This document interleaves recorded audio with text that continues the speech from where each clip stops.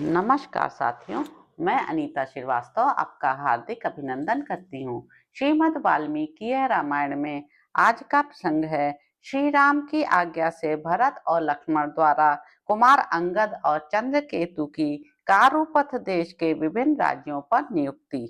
भरत के मुंह से गंधर्व देश का समाचार सुनकर भाइयों सहित श्री रामचंद्र जी को बड़ी प्रसन्नता हुई। तत्पश्चात श्री राघवेंद्र अपने भाइयों से यह अद्भुत वचन बोले, सुमित्रा नंदन, तुम्हारे ये दोनों कुमार अंगद और चंद्रकेतु धर्म के ज्ञाता हैं। इनमें राज्य की रक्षा के लिए उपयुक्त दृढ़ता और पराक्रम है, अतः मैं भी इनका राज्याभिषेक करूंगा।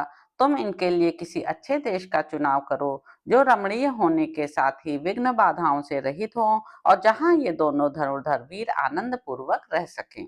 सौम्य, ऐसा देश देखो जहां निवास करने से दूसरे राजाओं को पीड़ा या उद्वेग न हो, आश्रमों का भी नाश न करना पड़े और हम लोगों को किसी की दृष्टि में अपराधी भी न बनना पड़े। श्री रामचंद्र जी के ऐसा कहने पर भरत ने उत्तर दिया, आर्य, यह कारुपथ नामक देश बड़ा सुंदर है। वहां किसी प्रकार की रोग व्याधि का भय नहीं है। वहां महात्मा अंगद के लिए नई राजधानी बसाई जाए तथा चंद्रकेतु के रहने के लिए चंद्रकांत नामक नगर का निर्माण कराया जाए, जो सुंदर और आरोग्यवर्धक हो। भरत की कही हुई इस बात को श्री रघुनाथ जी ने स्वीकार किया और कारुपथ देश को अपने अधिकार में करके अंगद को वहां का राजा बना दिया। क्लेश रहित कर्म करने वाले भगवान श्री राम ने अंगद के लिए अंगदिया नामक रमणीयपुरी बसाई, जो परम सुंदर होने के साथ ही सब ओर से सुरक्षित भी थी। चंद्रकेतु अपने शरीर से मल्ल के समान हृष्ट पुष्ट थे। उनके लिए मल्ल देश में चंद्रकांता नाम से विख्यात दिव्यपुरी बसाई गई, जो स्वर्ग की अमरावती नगरी के समान सुंदर थी। इससे श्री राम, लक्ष्मण और भरत तीनों को बड़ी प्रसन्नता हुई। उन सभी रण दुर्जय वीरों ने स्वयं उन कुमारों का अभिषेक किया। एकाग्रचित्त तथा सावधान रहने वाले उन दोनों कुमारों का अभिषेक करके अंगद को पश्चिम तथा चंद्रकेतु को उत्तर दिशा में भेज दिया।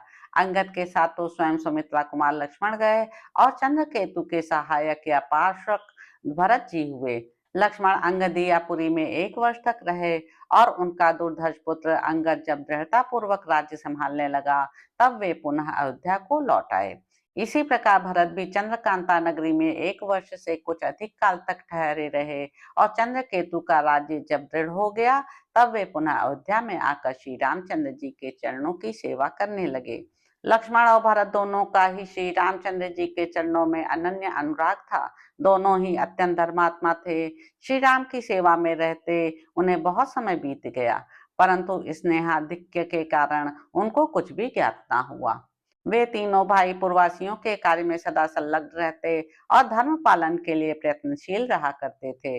इस प्रकार उनके 10,000 वर्ष बीत गए।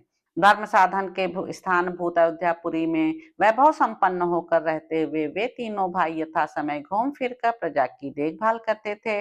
उनके सारे मनोरथ पूर्ण हो गए थे तथा वे महायज्ञ में आहुति पाकर प्रज्वलित हुए दीप तेजस्वी, कार्यपत्र, आह्वनीय और दक्षिण नामक त्रिविध अग्नियों के समान प्रकाशित होते थे। तो इस प्रकार साथियों, उत्तर कांड में निहित 102वां सर्ग यहाँ पर समाप्त होता है।